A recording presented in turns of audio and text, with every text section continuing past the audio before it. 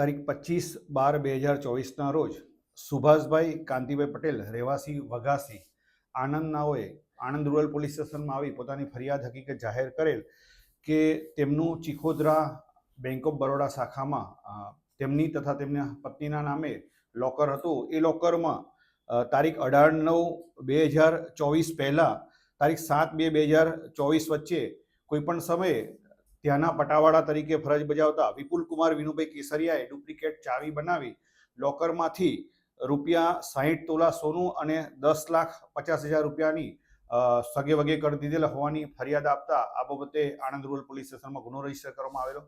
આ ગુનામાં એમાઉન્ટ ખૂબ જ મોટી હોય અને તેમાં બેંક ઓફ બરોડાના લોકરમાંથી પૈસાની સગે વગે કરેલ હોય. ગુનાની ગંભીરતા સમજી પોલીસ અધિક્ષક શ્રી જસાણી સાહેબે સદર ગુનાની તપાસ LCB ને સોંપેલી હતી. આ ગુનાની તપાસ PI HR બ્રહ્મભટ્ટની સૂચના અને માર્ગદર્શન હેઠળ પોલીસ ઇન્સ્પેક્ટર પાવરાએ હાથ ધરેલી. આ ગુનામાં દસ્તાવેજ પુરાવા એકત્રિત કરેલા અને તમામ એવિડન્સ એકત્રિત કરતા આરોપીએ સૌપ્રથમ સેશન્સ કોર્ટમાં આગોતરા જામીન અરજી કરેલી હતી, પરંતુ તે પણ નામંજૂર થયેલી. ત્યારબાદ હાઈકોર્ટમાં જામીન અરજી કરતા દસ્તાવેજી પુરાવા અને મળેલ એવિડન્સના આધારે નામદાર ગુજરાત હાઈકોર્ટ દ્વારા પણ આગોતરા જામીન આપવામાં આવેલા.